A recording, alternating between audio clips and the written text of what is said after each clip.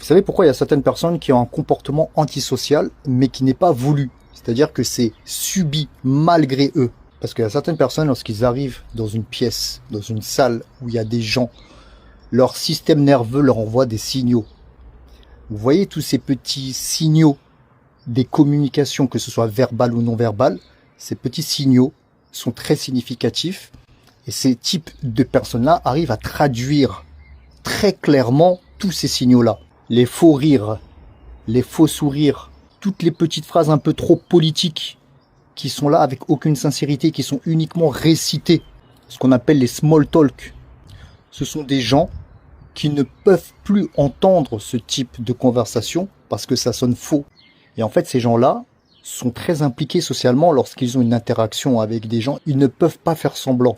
Ce qui veut dire que ça leur prend énormément d'énergie. Mentalement, ça leur puise énormément d'énergie. Donc dès que ces gens sentent qu'il y a des échanges et des conversations qui ne vont pas être authentiques, elles préfèrent fuir et se mettre de côté. Parce que ce type de relation sociale est épuisant.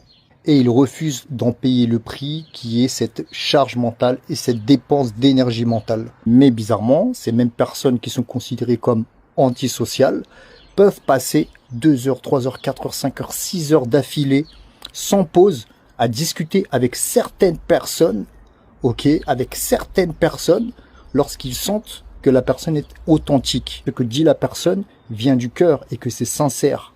Donc le cerveau et le système nerveux de ces types de personnes avec un comportement antisocial filtrent malgré eux. Ils filtrent tout ce qui est faux, tout ce qui n'est pas authentique.